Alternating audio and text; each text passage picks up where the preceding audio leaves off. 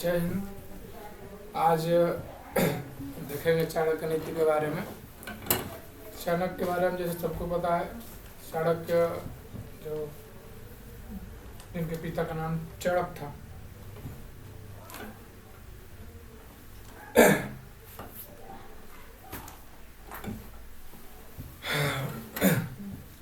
पुराने मध्यकालीन भारत के इतिहास में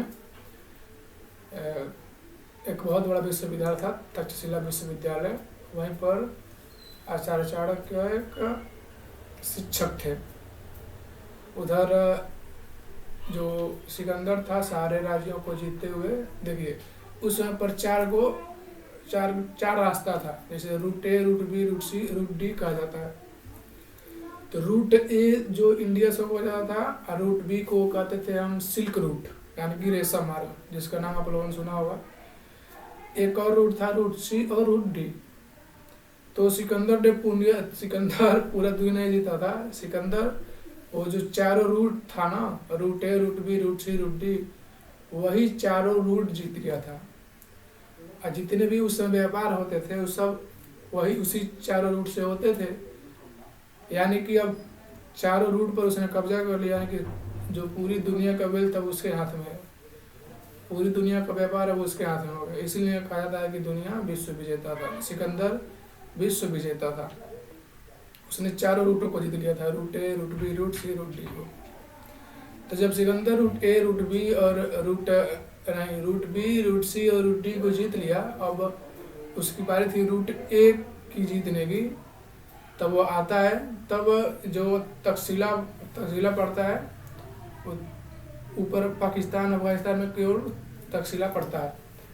तब अब यहाँ के आचार्यों को भनक निकलने लगी कि नहीं, अब धीरे धीरे ऐसे करके ये इंडिया पर भी कब्जा कर लेगा। उस समय इंडिया सोने की चिड़िया थी। तब चाणक्य ने अपने शिक्षक से कहा कि हम लोग को कुछ करना चाहिए। तो उनके आचार्य ने बोला कि तुम ही बताओ क्या करना चाहिए।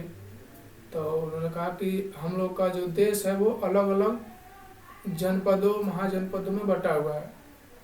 अगर जब तक हम लोग इकट्ठे नहीं होंगे, एकजुट नहीं होंगे, यूनिफाइड नहीं होंगे, तब तक संभव नहीं है कि विदेशी आक्रमणकारियों से हम लोग बच सकें।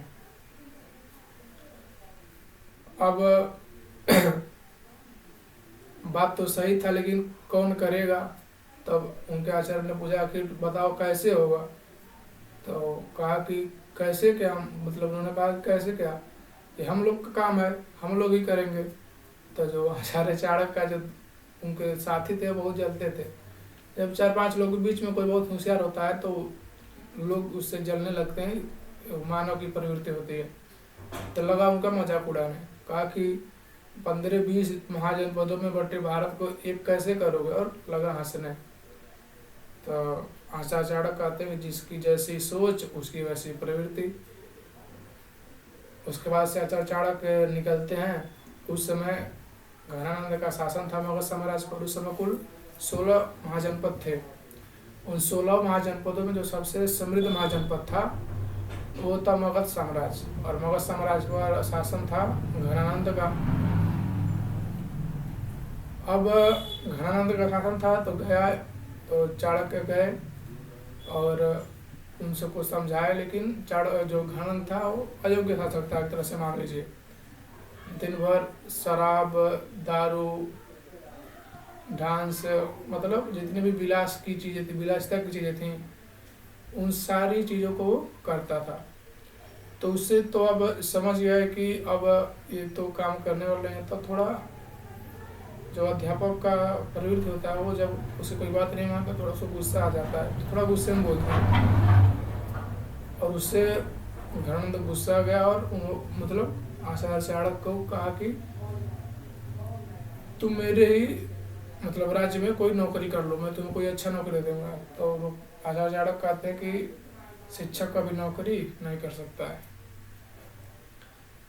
शिक्षक के हाथ में होता है राजा को बनाना, राजा को मिटाना। और ये सुनकर घनानंद उनको वहीं से मतलब धक्का देता है और चाणक्य गिर जाते हैं, और उनकी जो छोटी शिखा थी खुल जाती है। तो वहीं पर प्रण लेते हैं कि जब तक मैं तेरे वंश का समूल नाश नहीं कर देता हूँ तब तक मैं अपनी शिखा को नहीं बांधूंगा। ये होता है किसी भी चीज़ का इंटरप्रिटेशन निकालना। इंटरप्रिटेशन मतलब मेरे साथ क्या हुआ और मैंने उसका मतलब क्या निकाला। वहाँ पर वो ये मतलब भी निकाल सकते थे कि अब छोड़ दो, हार मान लो, लेकिन उन्होंने उसको सही मतलब निकाला। अगर उसने मुझे ठेला है तो जिस उद्देश्य से मैं आया था अगर उसको मैं पूरा नहीं करूँगा तो मेरे कहने का वैल्यू क्या रह जाएगा। तो फिर गए और खोजने लगे। आखिर में ना कोई सेना थी ना कोई कुछ भी नहीं था उनके पास, बस वो थे और उनका ज्ञान था। तो खोजने लगे। अब किसी एक आदमी को खोज रहे थे जो मगध का सम्राट बने। तो खोजते खोजते उन्हें एक लड़का मिला जिसका नाम था चंद्रगुप्त और उनकी माता का नाम था मूरा। तो चाणक्य सबसे पहले उनकी माता से मिलते हैं तो बोलते हैं कि मैं इस लड़के को सम्राट बनाना चाहता हूँ। तो वो भी हंसने लगती हैं कि हम लोग जनजाति में रहने वाले लोग हैं और बड़े बड़े सपने में क्यों दिखा रहे हो। तो कहा कि नहीं, मैं सीरियस में कर रहा हूँ। तो किसी तरह करके कन्विंस कर लिया मूरा को और चंद्रगुप्त को लेकर चले गए। ये होता है अपने किसी चीज़ को दाव पर लगाना। एक लड़के के पीछे उन्होंने अपनी सारी जिंदगी दाव पर लगा दी, बहुत रिस्क था। उसके बाद अब बारी आई कि चंद्रगुप्त मौर्य की शिक्षा दीक्षा की, क्योंकि शिक्षा ही तो सबसे ज़्यादा जरूरी है।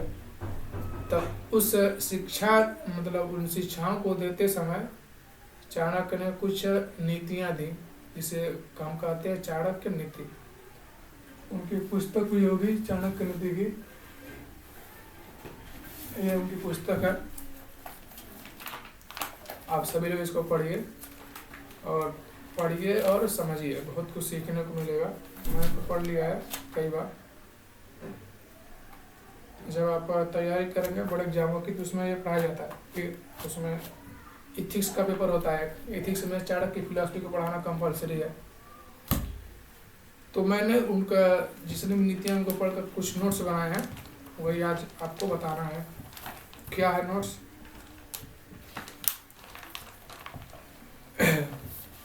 पहला है आचार्य वो जो अपने आचरण से सिखाता है। आचार्य वो जिसके अंदर ज्ञान होता है, इसे ही हम कहते हैं चाणक्य नीति यानी विकास। देखिए, सबसे पहले बताते हैं कि आचार्य आखिर में होता कौन है। आचार्य वो होता है जो अपने आचरण से किसी भी शिष्य को सिखाता है, उसे कहते हैं आचार्य। अब उनकी पहली नीति क्या थी?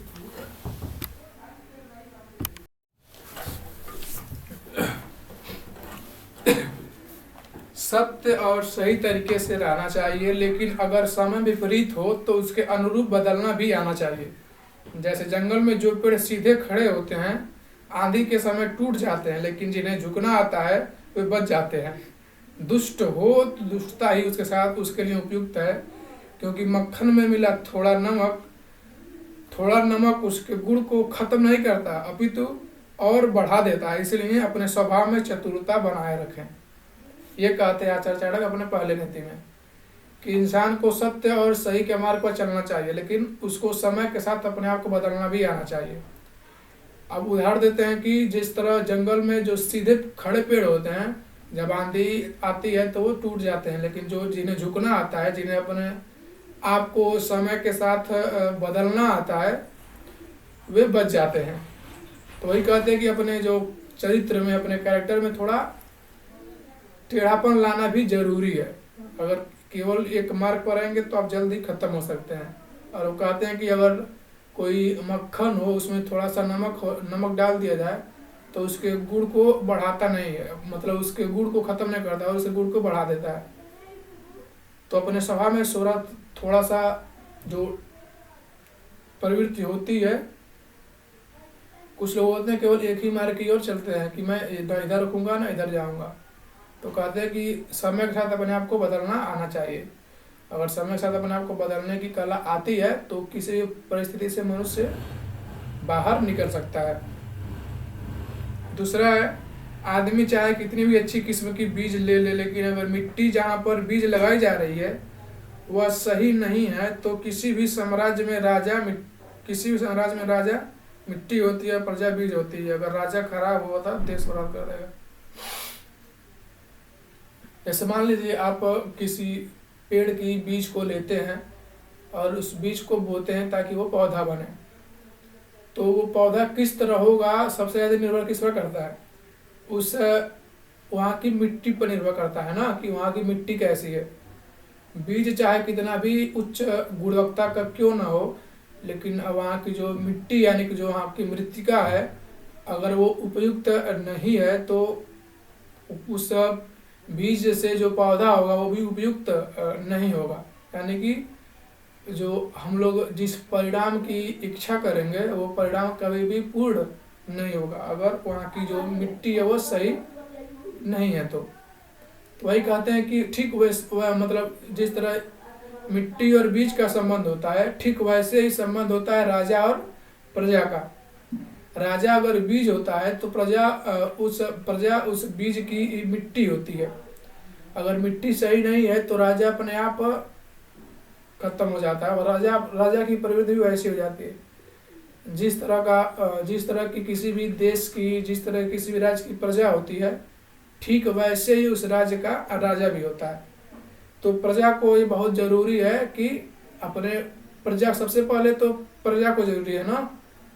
जैसे जो राजा होता है वो प्रजा से ही तो निकल कर आता है ना। तो वही कहते हैं कि सबसे ज्यादा जरूरी है प्रजा को अच्छा रहना, तब राजा अच्छा निकलेगा।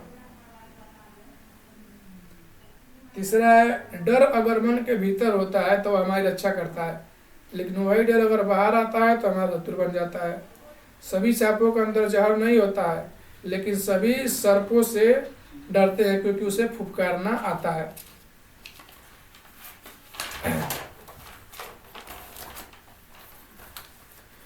उसी तरह राजा को फुफकारते रहना चाहिए और छिपका रहना चाहिए। सभी युद्ध लड़कर ही नहीं जीते जाते, कुछ युद्ध में केवल अपनी ताकत दिखा देने से ही शत्रु पराजित हो जाता है।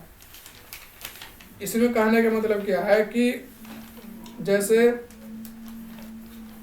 एक सांप होता है, सांप तो बहुत प्रकार से होते हैं, पानिया भी होता है, कोबरा भी होता है, लेकिन सभी सांपों में जहर नहीं होता है। उसके बाद भी सभी लोग सांप को देखते ही डर जाते हैं। जहर तो केवल कुछ खास सर्पों में होता है ना, विषैला जहर, लेकिन सभी लोग सर्पों से डरते हैं। क्यों? क्योंकि सर्प के अंदर चाहे जहर हो चाहे ना हो, लेकिन उसे फुफकारना आता है। सब लोग उसके फुफकारने से डरते हैं। तो आचार्य चाणक्य वही कहते हैं कि राजा को भी अगर वो अपना साम्राज्य बढ़ाना चाहता है तो सारा जो युद्ध है वो लड़कर ही थोड़ी जीता जाता है। कुछ में अपनी विशाल शक्ति को दिखा देंगे तो जो दुश्मन राज होगा वो खुद ही समर्पण कर देगा। तो वही कहते हैं जिस तरह सांप से सभी लोग डरते हैं जब उसके फुफकारने से, वैसे राजा को भी फुफकारते रहना चाहिए। मतलब अपने शक्ति का प्रदर्शन करते रहना चाहिए दुश्मन के सामने, ताकि अगर 10 में 10 युद्ध लड़ना है तो 5 युद्ध तो वैसे ही उनकी शक्ति को देखकर समर्पण कर दे दुश्मन राज। ये है आचार्य चाणक्य की नीति।